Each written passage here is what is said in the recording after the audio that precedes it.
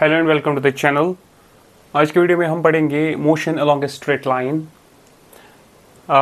इसमें हम पहले पढ़ेंगे what is motion and then after that what are the various types of motion, और फिर हम पढ़ेंगे पार्टिकल मॉडल क्या होता है। हम अक्सर देखते हैं कि motion along a straight line में हम अक्सर बात करते हैं इन टर्म्स ऑफ पार्टिकल, चाहे कोई भी बॉडी हो, कोई कार हो, कोई बस हो, कोई एरोप्लेन मोशन में हो, तो हम उसकी जगह पार्टिकल यूज़ करते हैं। पार्टिकल जो है कॉन्सेप्ट यूज़ करते हैं, फिर वही पार्टिकल को यूज़ करके हम न्यूमेरिकल्स भी सॉल्व वगैरह करते हैं। लेकिन अगर क्वेश्चन उठता है कि अगर कार है, बस इतनी बड़ी गाड़ी है, इतना ज़्यादा मास है और डिफरेंट शेप्स के हैं, तो फिर हम उसकी जगह एक पार्टिकल यूज़ क्यों करते हैं। पार्टिकल जो एक पॉइंट लाइक एलिमेंट है, तो हम ये कैसे उनकी जगह जो है काम करेगा, तो ये हम देखेंगे पार्टिकल मॉडल में।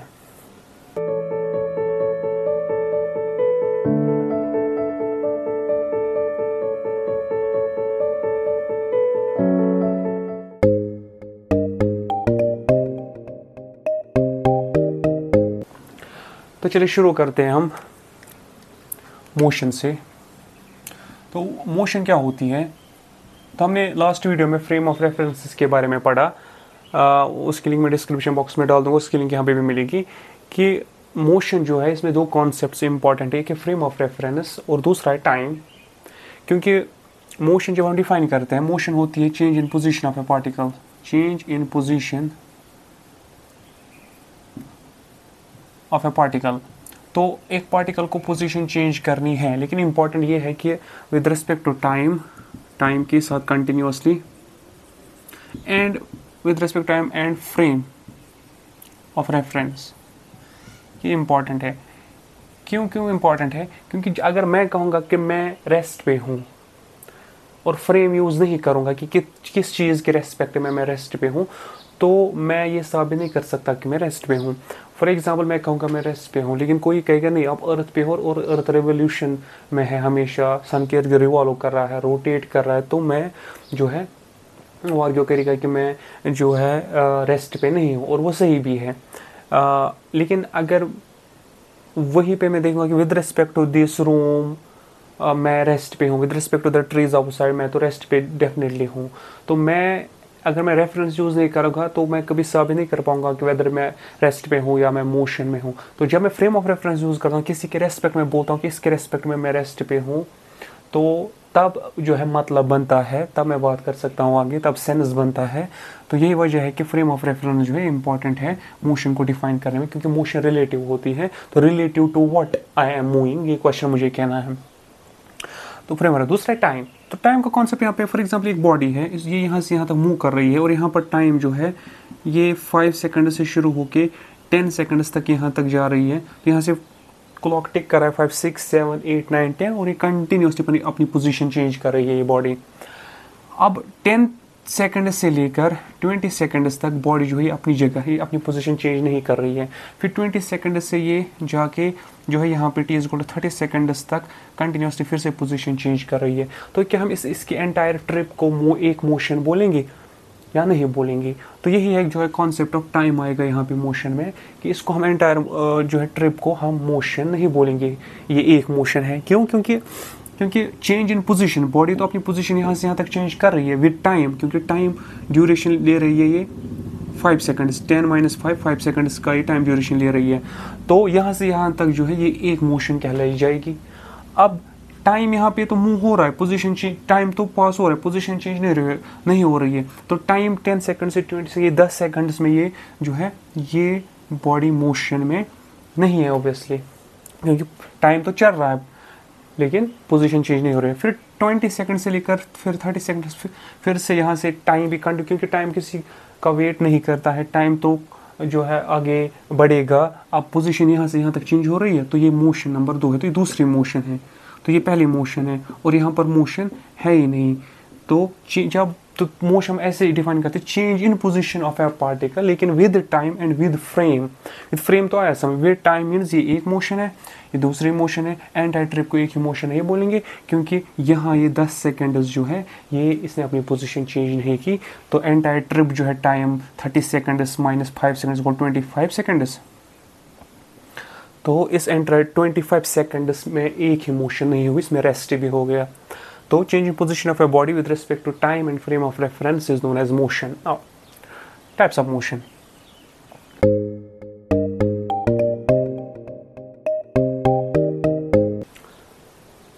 अब मोशन की टाइप्स है। अब depending upon path of motion, depending upon the path of motion,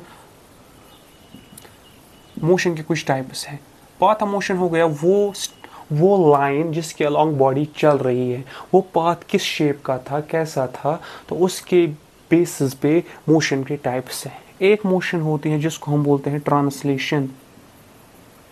translation, या इसको हम बोलते हैं ट्रांसलेटरी मोशन।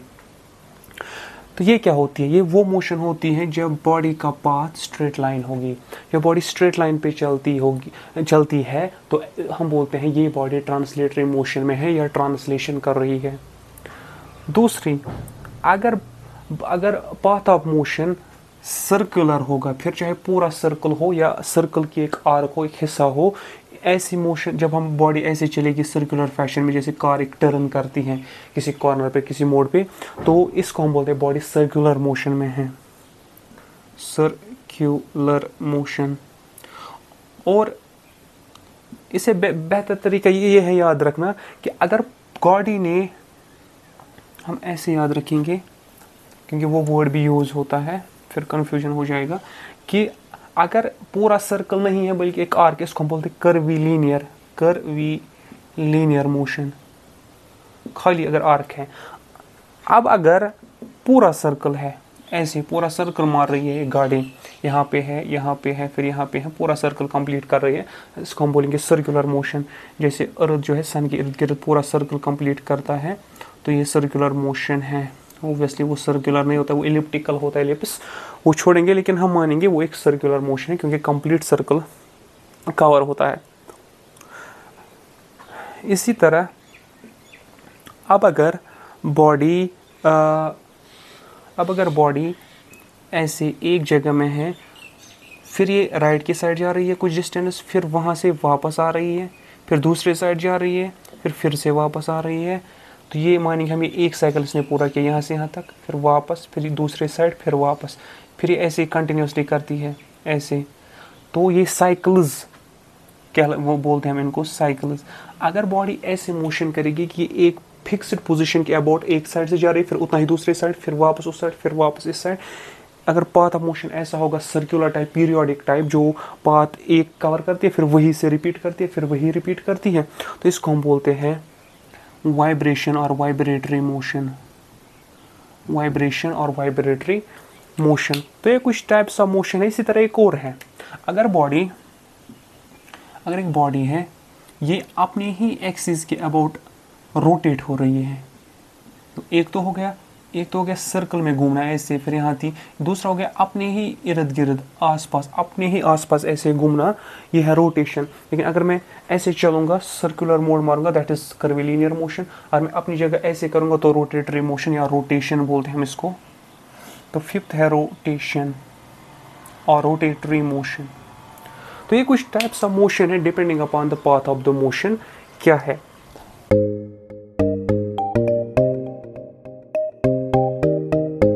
अब एक और क्लासिफिकेशन है मोशन की,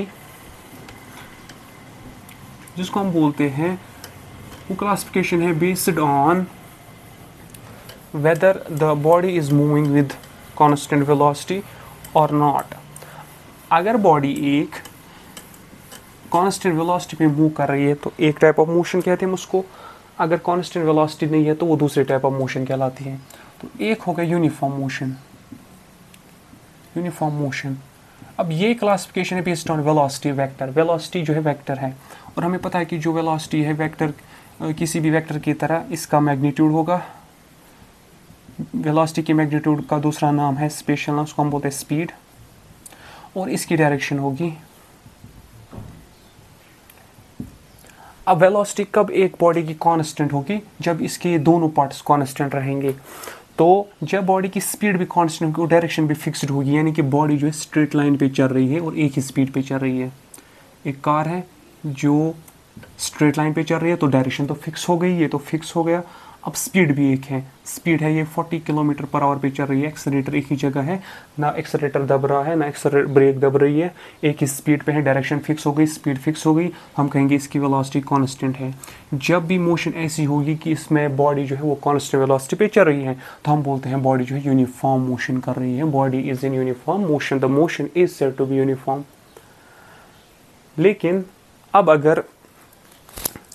अगर बॉडी की वेलोसिटी जो है ये कांस्टेंट नहीं है, ये चेंज हो रही है। अब ये कैसे चेंज होगी? दो तरह से, या तो बॉडी की स्पीड चेंज हो रही है या तो बॉडी की डायरेक्शन चेंज हो रही है। पहले स्पीड की बात करते हैं।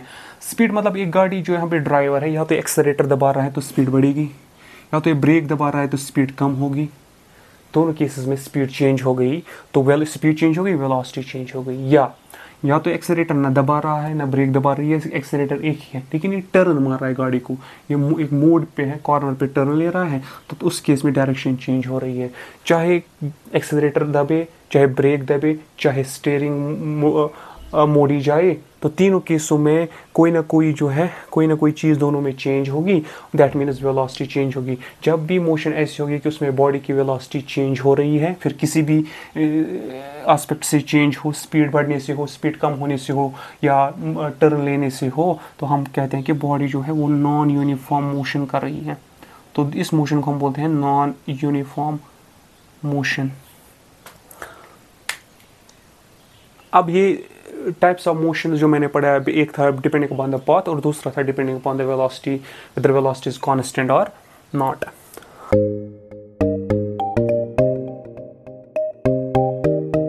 अब पार्टिकल कॉन्सेप्ट का मॉडल क्या है?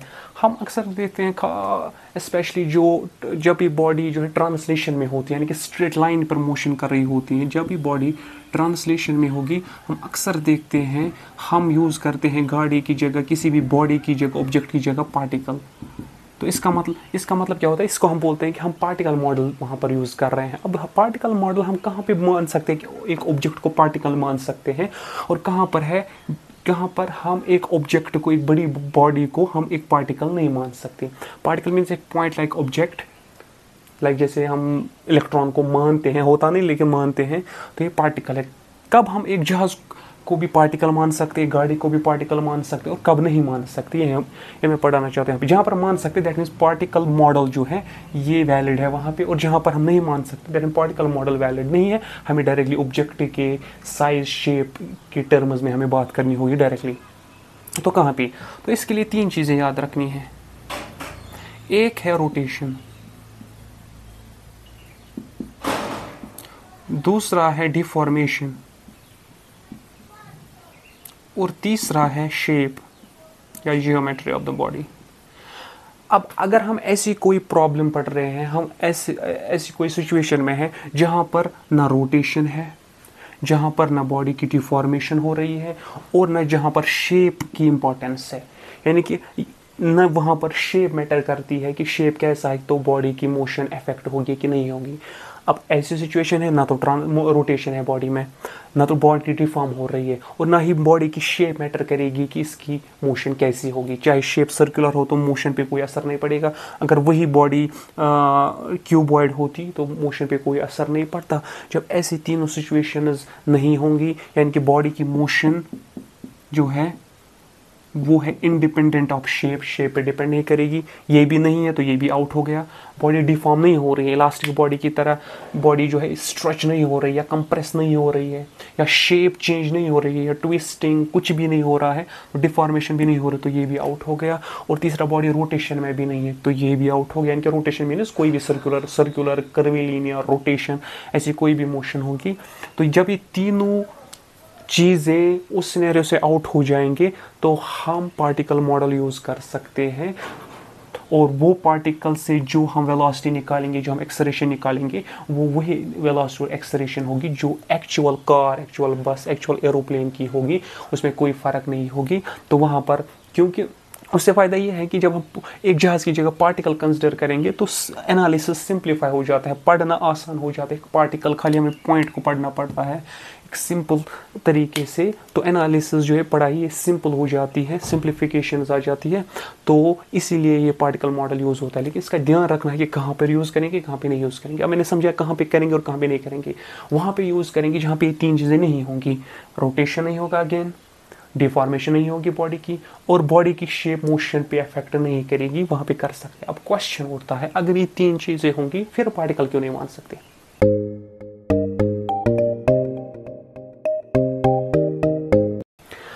नेक्स्ट उस पर बात करेंगे। सबसे पहले रोटेशन। अगर हम रोटेशन देखेंगे, रोटेशन के कॉन्सेप्ट में आता है मोमेंट ऑफ इनर्शिया। इसमें आ जाएगा जायरोस्कोपिक इफेक्ट। अगर हम मोमेंट ऑफ इनर्शिया की बात करेंगे, मोमेंट ऑफ इनर्शिया मास पे तो डिपेंड करता ही करता है, ये मास के फैलाव पे भी, मास कैसे डिस्ट्रीब्यूटेड है उस पे भी डिपेंड करता है। तो जब एक बॉडी सपोज स्फेरिकल है, इसका मोमेंट ऑफ इनर्शिया एक होगा, इवन अगर रोटेशनल वेलोसिटी सेम भी होगी, इसका मोमेंट ऑफ इनर्शिया एक होगा। अगर फॉर एग्जांपल ऐसे रॉड रोटेट हो रही है किसी एक्सिस के अबाउट, ऐसे सपोज ये भी ओमेगा पे रोटेट हो रही है, लेकिन इसका मोमेंट ऑफ इनर्शिया अलग होगा क्योंकि शेप अलग है, शेप डिफरेंट है, उसकी वजह से मास जो है यहाँ पर डिफरेंटली डिस्ट्रीब्यूटेड है, यहाँ पर मास डिफरेंटली डिस्ट्रीब्यूटेड है।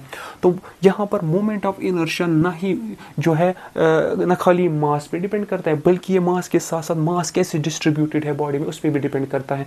अब जब दैट मीन्स यहाँ पे शेप फैक्टर आएगा, दैट मीन्स मास जो शेप डिफरेंट होगी, मास डिफरेंटली डिस्ट्रीब्यूट होगा, मास डिफरेंटली डिस्ट्रीब्यूटेड होगा, that mean moment of inertia different होगा, मोमेंट ऑफ इनर्शिया डिफरेंट होगा, दैट मीन्स इन बॉडीज की मोशन डिफरेंट होगी। तो ये वो सिचुएशन है जहां पर शेप जो है मोशन को अफेक्ट करेगी। तो दैट मीन्स रोटेशन शेप ये इसी की वजह से आया। तो इन केसेस में रोटेशन मोशन में जो है पार्टिकल कॉन्सेप्ट यूज नहीं होगा, क्योंकि हम इसको भी पार्टिकल मानेंगे, इसको भी पार्टिकल मानेंगे, फिर जब हम एनालिसिस करेंगे तो दोनों के रिजल्ट सेम आएंगे, लेकिन जब हम एक्चुअल से कंपेयर करेंगे वो तो डिफरेंट होगा, क्योंकि मास यहाँ पर एक तरह से डिस्ट्रीब्यूट है, यहाँ पर दूसरी तरह से डिस्ट्रीब्यूट है, इसका आई अलग, इसका आई अलग, दैट मीन्स यहाँ पर रिजल्ट्स अलग मिलेंगे, यहाँ पर रिजल्ट्स मोशन अलग की तरह होगी, यहाँ पे कम वेलोसिटी, सपोज यहाँ पे ज्यादा वेलोसिटी, यहाँ पे ज्यादा, वहाँ पे कम। तो हम पार्टिकल कॉन्सेप्ट यूज नहीं करते, हम एक्चुअल शेप्स पढ़ते हैं, मास कैसे डिस्ट्रीब्यूटेड है। यही वजह है कि जब भी रोटेशनल मोशन हम पढ़ते हैं, सर्कुलर मोशन जब हम पढ़ते हैं, वहाँ पर शेप्स इंपॉर्टेंट होता है, और हम हर एक शेप का मोमेंट ऑफ इनर्शिया डिफरेंटली याद रखते हैं, उनकी फॉर्मूला वो कैसे निकालते हैं। तो वहाँ पर रोटेशन मोशन में यही से ही हम शुरू करते हैं, concept of moment of inertia वगैरह वगैरह। तो यही वजह है कि रोटेशन जहां पर भी होगी वहां पर डिस्ट्रीब्यूशन ऑफ मास मैटर करेगा, वहां पर हम point model, particle model use नहीं कर सकते। इसी तरह डिफॉर्मेशन, डिफॉर्मेशन में क्या होता है कि सपोज फॉर एग्जांपल एक बंदा है, ये यहाँ पे इसके हाथ में रबर बैंड है जिसके आगे मास बंधा हुआ है, और इसको ऐसे ऐसे खेला जैसे हम बचपन में खेलते थे। अब जब ऐसे इलास्टिक है तो मास यहाँ पे ज्यादा, जब आगे जाएगा तो मानो रबर का ये पोर्शन जो है, इस पे जो पार्टिकल्स होंगे उनकी स्पीड ज्यादा होगी, तो उनकी स्पीड हाई होगी एज कम्पेयर टू जो पार्टिकल्स पीछे हैं, क्योंकि आगे वाले ज़्यादा स्ट्रेच हो रहे हैं तो वो एक्स्ट्रा डिस्टेंस कवर करेंगे, तो इनकी स्पीड हाई ज़्यादा होगी, इनकी कम होगी। अब अगर हम पूरा रबर बैंड या पूरे सिस्टम को हम एक पार्टिकल की तरह स्टडी करेंगे तो वहाँ से कुछ एक स्पीड निकलेगी, वो ना ही इसकी होगी ना ही इसकी होगी, वो तो एवरेज होगी, तो एक्चुअल तो हमें मिला ही नहीं। तो यहाँ पर भी वो सिचुएशन है जहाँ पर हम पार्टिकल मॉडल यूज़ नहीं कर सकते क्योंकि डिफॉर्मेशन हो रही है। तो रोटेशन में नहीं कर सकते, डिफॉर्मेशन हो रही है बॉडी में तो वो भी नहीं कर सकते।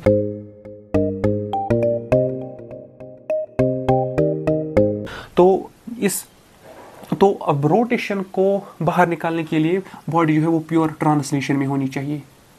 तो पार्टिकल मॉडल यूज करने के लिए हमें सबसे पहले देखना है कि बॉडी प्योर ट्रांसलेशन में है कि नहीं है, वो होनी चाहिए प्योर ट्रांसलेशन में, यानी कि स्ट्रेट लाइन पर मूव कर रही है। दूसरी डिफॉर्मेशन में हम देखेंगे बॉडी डिफॉर्म नहीं होनी चाहिए। अब जो बॉडी डिफॉर्म नहीं होगी इसको हम बोलते हैं रिजिड बॉडी।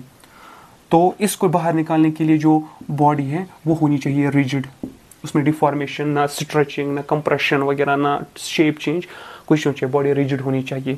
और तीसरा शेप फैक्टर, शेप फैक्टर की बॉडी की मोशन शेप से अफेक्ट नहीं होनी चाहिए, और हमें पता है कि शेप से मोशन जो अफेक्ट होती है वो खाली रोटेशन में होती है। तो बेसिकली ये दोनों जो है ये एक ही बेसिकली फैक्टर बनता है। तो मेन इन दोनों की वजह से, इन दोनों को बाहर निकालने के लिए प्योर ट्रांसलेशन होनी चाहिए, इसको बाहर निकालने के लिए रिजिड होनी चाहिए। तो हम इस कंक्लूजन पर आ गए, हम पार्टिकल मॉडल वहाँ पे खाली यूज़ कर सकते हैं जहाँ पर प्योर ट्रांसलेशन हो, जहाँ पर प्योर ट्रांसलेशन हो एंड बॉडी रिजिड हो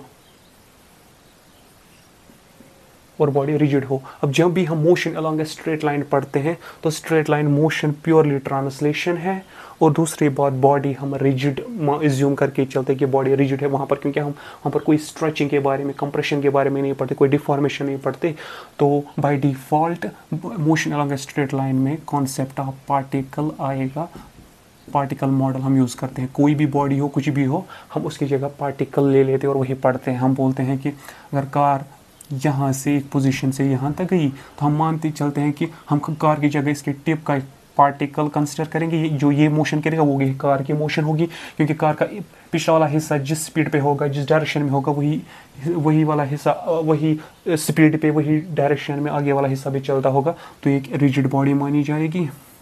तो यहाँ इनिशियल पोजीशन कहेंगे हम, ये कार की फाइनल पोजीशन है, तो हम इन टर्म्स ऑफ पार्टिकल बात कर सकते हैं इजीली, रिजल्ट्स में कोई प्रॉब्लम नहीं आएगी।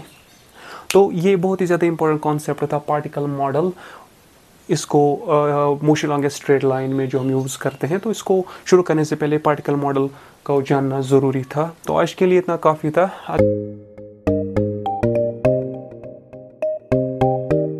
अगले वीडियो में हम शुरू करेंगे motion along a straight line, जिसमें हम शुरू करेंगे हम कॉन्सेप्ट ऑफ पोजीशन क्या होती है, फिर डिस्प्लेसमेंट, क्योंकि अब पार्टिकल आया समझ, अब पार्टिकल एक जगह होगा तो उसको कैसे लोकेट करेंगे, फिर अपनी पोजीशन चेंज करेगा जिससे डिस्प्लेसमेंट का कॉन्सेप्ट आएगा, वो हम कैसे सीखेंगे, वो सर हम अगले वीडियो में पढ़ेंगे। Thank you.